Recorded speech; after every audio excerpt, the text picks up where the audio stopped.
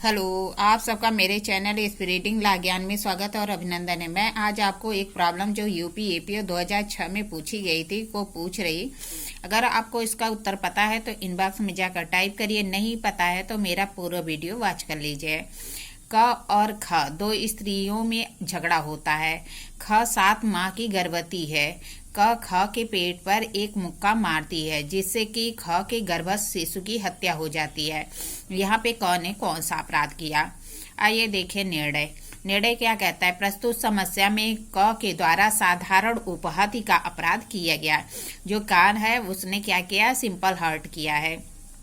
यदि प्रश्नगत मामले में यह तथ्य कि यह स्पष्ट हो जाए कि क को ख के गर्भस्थ होने का पता था और उसने स्वेच्छा से गर्भपात कारित किया तो वह 312 के अंतर्गत अपराध की श्रेणी में आ जाएगा। इस मामले में 299 के स्पष्टीकरण 3 के अनुरूप गर्भ में शिशु की हत्या कारित करना आपराधिक मानववध की श्रेणी में नहीं आता। मतलब क्या कर रहा है कि अगर उसे पता नहीं होता तो सिंपल हर्ट होगा, साधारण उपहत्या होगी। अगर पता है तो वह 312 के तहत गर्भपात कारित करने का अपराध के लिए दोषी होगी।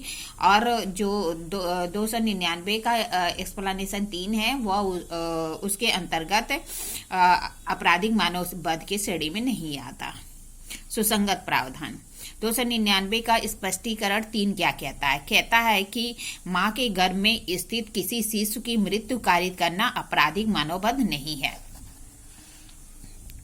मतलब क्या कह रहा है कि अगर मां के गर्भ में कोई शिशु है उसकी मृत्यु कारित करना मानववध नहीं है, किंतु किसी जीवित शिशु की मृत्यु कारित करना आपराधिक मानववध की कोटि में आ सकेगा यदि शिशु का कोई भी भाग बाहर निकल आया हो, यद्यपि उस शिशु ने सांस न भी ली हो, वह पूर्णतः उत्पन्न न भी हुआ हो। मतलब क्या कह रहा है कि किसी शिशु की मृत्यु आपराधिक मानववध तब मानी जाएगी जबकि शिशु का कोई भाग बाहर निकल आया है, यद्यपि उसने सांस नहीं लिया, मतलब उसने सांस नहीं लिया है, या वह पूर्णतः उत्पन्न न भी हुआ हो, लेकिन अगर उसका कोई भाग शरीर के बाहर आ गया है तो वह माना जाएगा आपराधिक मानववध के अंतर्गत आएगा।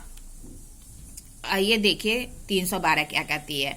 गर्भपात कारित करना। इस धारा के अंतर्गत जो कोई स्त्री का स्वेच्छा गर्भपात कारित करेगा जब तक कि उस स्त्री का जीवन बचाने के लिए सद्भावनापूर्वक न किया गया हो। मतलब क्या कह रहा है कि अगर कोई व्यक्ति स्वेच्छा से किसी स्त्री का गर्भपात कारित करेगा तो वह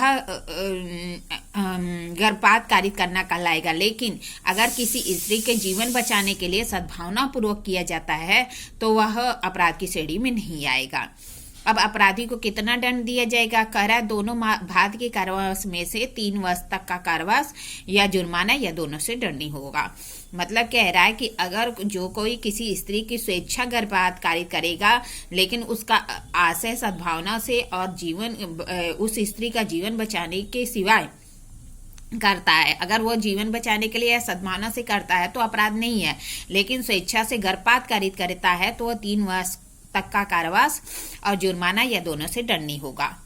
ऐसी ही परिस्थितियों में यदि स्त्री स्पंद गर्भा हो तब अभियुक्त दोनों में से किसी भाग के कारावास से जिसकी अवधि 7 वर्ष तक की हो सकेगी दंडित किया जाएगा और जुर्माने से दंडनीय होगा। अब स्पंद गर्भा क्या होती है? तो जब बच्चे में मूवमेंट आ जाता है तो उसे स्पंद गर्भा कहते हैं। तो वही कह रहा है कि अगर जो है मतलब स्त्री इस कंडीशन में आ गई हो कि बच्चे में मूवमेंट हो रहा हो, उस कंडीशन में कोई गर्भपात कारित करता है तो अभियुक्त की सजा और बढ़ जाती है। 3 वर्ष की जगह क्या होता है? 7 वर्ष का कारावास से दंडित होगा और जुर्माने से दंडित होगा। इस धारा के स्पष्टीकरण के अनुसार यदि गर्भवती अपना स्वयं गर्भपात कराती है तो वह भी अभियुक्त उपयुक्त प्रकार से दंडनीय। अगर जो गर्भवती स्त्री है वह स्वयं अपना गर्भपात कराती है तो भी वह इस कंडीशन में, अगर जो है साधारण कंडीशन है तो 3 वर्ष का कारावास और जुर्माना या दोनों से दंडनीय होगी। अगर बच्चा स्त्री स्पंद गर्भा की स्थिति में है तो 7 वर्ष का कारावास, जुर्माना या दोनों से दंडनीय होगी। अब देखिए 319 क्या कहता है। 319 कहता है इस धारा के अनुसार एक व्यक्ति दूसरे व्यक्ति को उपहति करता है तब कहा जाता है जबकि दूसरे व्यक्ति को निम्नलिखित कार्य करता है।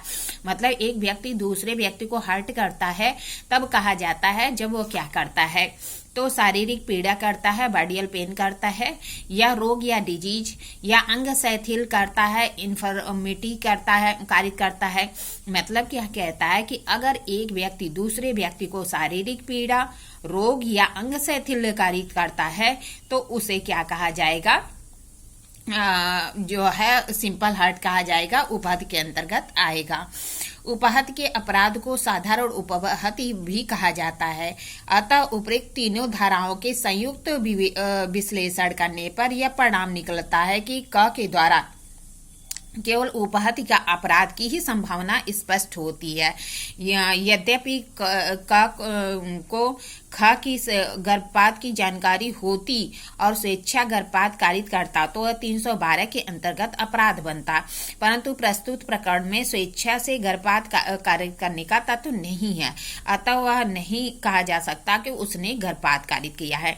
मतलब कह रहा है कि उसको जो है का को सिंपल हर्ट के अंतर्गत ही दोषी माना जाएगा। अगर उसमें लिखता कि स्वेच्छा गर्भपात कारित करना तो जो है स्त्री को 312 के अंतर्गत अपराध का दोषी बनाता। 312 के अंतर्गत अपराध बनता, परंतु प्रस्तुत प्रकरण में स्वेच्छा गर्भपात का तत्व नहीं है, अतः नहीं कहा जा सकता कि उसने गर्भपात कारित किया है। निष्कर्ष, उपरोक्त विवेचना के बाद क के कार्य को अपराध को उपहति की श्रेणी में रखा जाता है। 321 में स्वेच्छा उपहति कारित करने का प्रावधान है, जिसके लिए दंड का प्रावधान 323 में किया गया है। इस तरह मैंने आपको प्रॉब्लम बताई, प्रॉब्लम का सलूशन बताया। ऐसे ही अच्छी अच्छी प्रॉब्लम के लिए मेरा चैनल सब्सक्राइब करिए, लाइक और कमेंट करिए। धन्यवाद, थैंक यू।